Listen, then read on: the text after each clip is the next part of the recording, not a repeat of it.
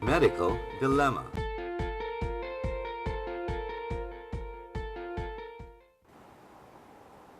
Hi, welcome back again to our second segment. We have a special guest here, an obstetrician gynecologist from the UP PGH Medical Center. What position did you occupy I was there, Deputy Doctora? Director for Health Operations, Yes. retired. So, Dr. Lourdes Capito also has been a past president of the very prestigious POGS, the Philippine Obstetrical and Gynecological Society, who gives certifications to those who other specialists who can practice in this field. So, Doctora, welcome here. I'm glad you can come. Thank you for inviting me here. It's an Welcome to honor. the show, Doctora. Continuing our topic on the big C in women, or cancer in women, Doctora, I'd like to ask, can sexually transmitted diseases, for example, be a cause for cancer in women? Yes, definitely. I think Hill has discussed that the known cause for cervical CA is the human papilloma virus, which is a sexually transmitted disease. And what is the incidence rate when it comes to the Philippines, for example? Is this very Cancer common? of the cervix is number 2 among cancers in women in the Philippines. Of course, number 1 is breast cancer. You mentioned that they are available vaccines for this. Is that Yes, correct? we have 2 brands. Are we allowed to name the brands? Well, it's all right, no problem. One covers the 2 viruses that cause breast cancer, and the other one covers 4 viruses. And do So you recommend you can these? use either one. Well, I do have it in my clinic, and I give it to patients who request for the vaccine. So the recommendation is that you give it from age 10. That Up- young? Yes, age 10, that young. Before it was up to age 46, but now it's open-ended. Even for older yeah, women even older for than older, 46 yes. years So old. senior We citizens have can had also avail of incidences it. of cancer of the cervix in PGH at age 70. So Especially if guess they're there's still no age sexually limit active, in cancers. I suppose. Yeah, so- How about breast cancer, Doctora? As we were discussing during the break, is there a correlation if you have, for example, bigger breast or smaller breast? Is there I a don't correlation think to so, cancer? because even males can have breast cancer. And they have definitely way smaller breasts Oo, than smaller women. breasts. Or no breast. No breast. Or no breast at No, all. they should have Meron breast din also. eh. No, meron, pero Sometimes konti lang But yung yeah, very few, the tissue. breast tissue. So I yeah. don't think the size is correlated with the Matters. Size does not incidence. matter Yes, size here, does not right? matter. Right? That is not one of the risk. What should a woman do in order to examine herself? Can she do self-examination? That's advocated that a woman should conduct self-examination of the breast regularly. And it's better done when you're in the bath. You can look visually sa mirror. You can check That's, for the symmetry of the breast. symmetry. The symmetry, number one. And then you have to detect the mass, kung may bukol siya, discharge, if there's something coming out of the nipple, even if you do not express it, or pain, or swelling. So those are the telltale telltale signs that you have to look into. And you can do that. One of the recommendations is that you examine yourself in the shower. Why in Because the shower? the wet fingers are more sensitive than the dry fingers. So you examine yourself under the shower for detecting, for example, masses. Yes. Supposing there is a mass detected, what is your advice now to The the advice is woman? that you go directly to your doctor. Can it be anywhere, Doctora? For example, here? Yes, or, it can be under the anywhere breast, in under the between? breast. Let's look at the breast as a clock. It can be anywhere in the So face you of have the to clock, palpate or all of even it. in your axilla, sa kilikili. If you have a lump did there, you or bumubukol? yes, or even here, pag may bukol ka dito. Even high High as that. Because the lymph nodes can be affected also. Aside from physical examination, what other modules or treatment can be done or procedures that can be done to help Well, detect cancer? we have the mammography and the mammosonogram. Usually, I do request both because the mammography, which is an X-ray diagnostic modality, usually detects the solid tumors Now, the cystic ones, they say, can be detected better by the ultrasonogrammogram. So, sometimes if you just request one, they would suggest that the patient goes back for the sono mammogram. So I just request both. Is there a difference in terms of size that they detect? That's why you No, go it's for the consistency of the consistency. tumor. Yes. So, that's the there you go. It's better to Better to do try both, both. yes, try Yeah. Mura lang naman, Mura di ba? lang naman. Yes. Painful nga lang. Sometimes. Both are So, the mammography is more sometimes. painful than the ultrasound. Because that's the what compression. deterring some of Yeah. the women. But you have the digital now that is less painful. But there's still discomfort. There's nonetheless. still discomfort. But that's the only way to detect it for sure. Yes and no, not Yes for and no. sure. So Not for sometimes sure. it can be Yes, another yes, matter. Because in the mammogram, even though there's no mass yet, sometimes there are Yes. some suggestions of calcification Yes. that can make one suspect that Yes. you might, That it's it might go Ah. to that. It might lead to tumor. Yes. So they have categories. I think they call it the BIRADS category. I'm not very familiar. That's the radiologist specialty. And they suggest if you have to go for another exam in 6 months' time or you have to do it annually. In the American guidelines, if you're negative, then they suggest that you do it every 3 years. When does surgery become the course of action for someone who is detected with breast Now, cancer? if you suspect a lump or you feel a lump, for example, you're the patient, then you go to, sometimes the first line of action is the OB-GYN because that's where you go for follow-up, pap smear, breast exam. Now, if there's a lump, usually the OB-GYN refers you to a surgeon for a biopsy. For biopsy. Yes. Okay.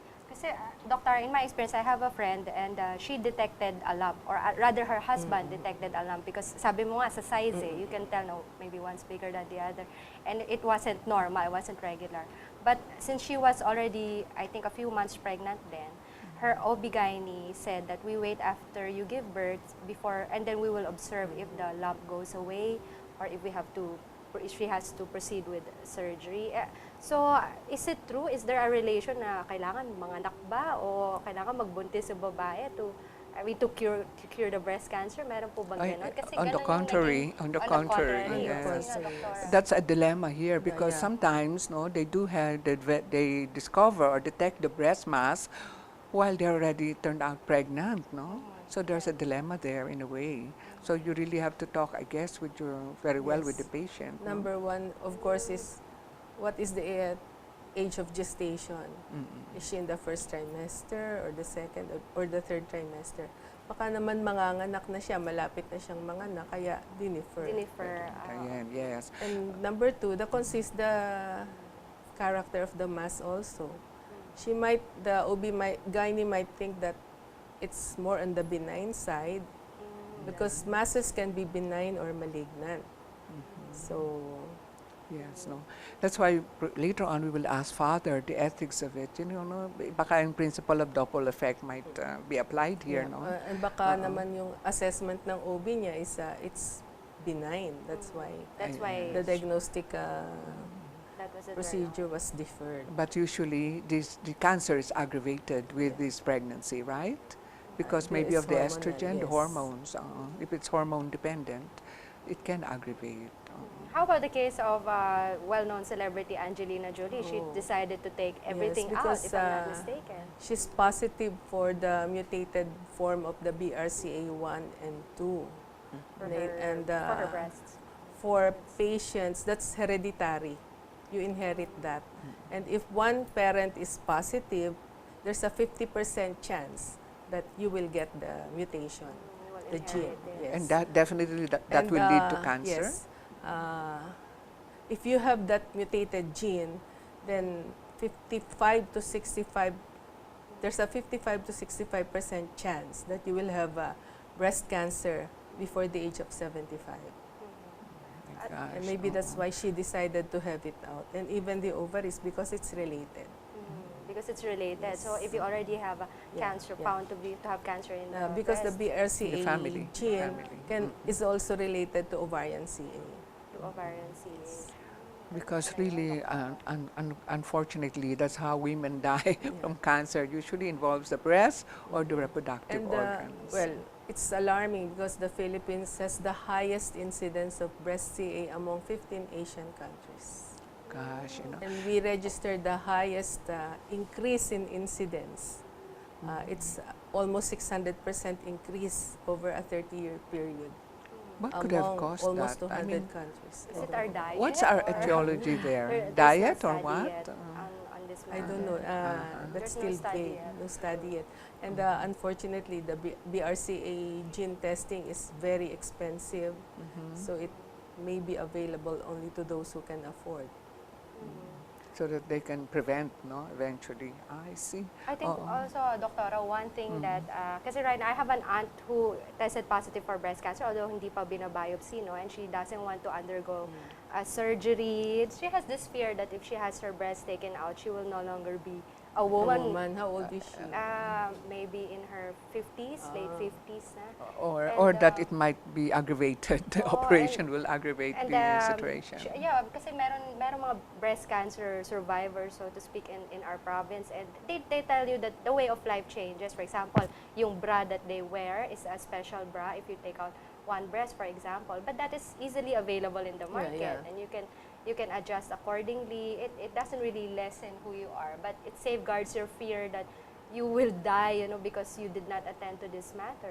What can you say about this notion that women have, that when they undergo any surgery regarding their reproductive organs or their breasts, that they become less of a woman? Unfortunately, that's a big problem. It's also prevalent, an no, ethical Doctora? problem because in some patients that I have had, it's the family. More particularly, it's the husband. Who opposes the Yeah.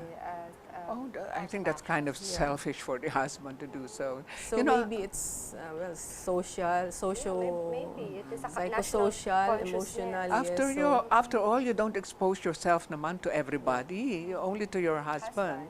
And so, Well, so we had I one think- patient in PGH whose husband was a policeman, and she had to undergo, well, it was myoma, not breast. And he was so against the operation because of the notion that she would have become less of a woman. And he categorically said that he would separate with his wife. Oh, I think He that's did very the selfish.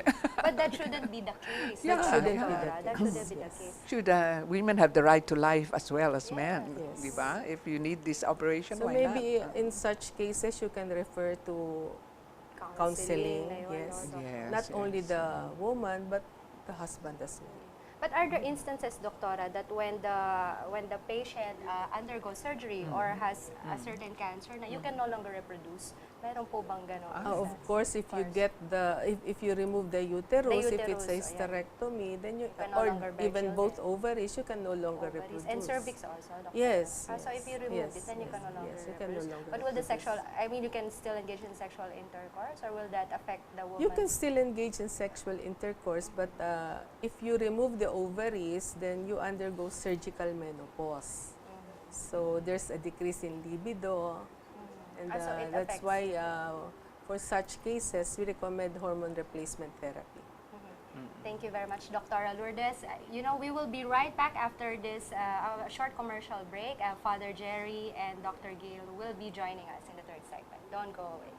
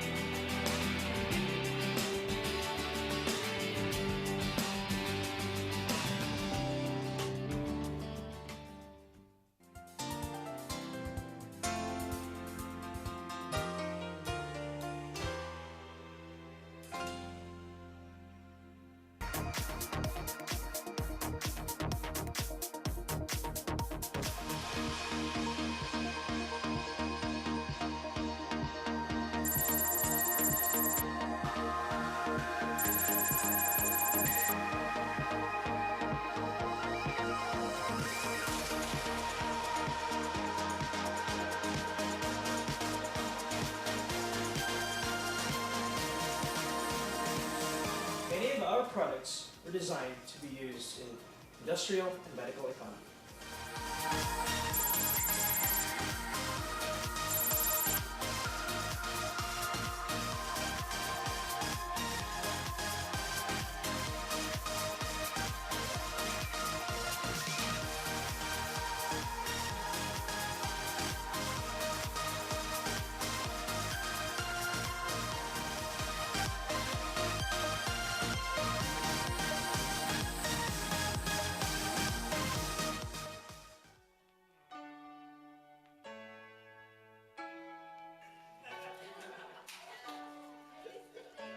So if I were you, I would be a lot more careful about what comes out of my mouth, especially in such a place where anything can spread like wildfire. When you share something to a public, you find that experience, and that experience so rich it could change other people.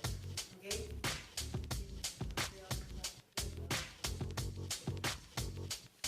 Encouraging the generation. Like there are other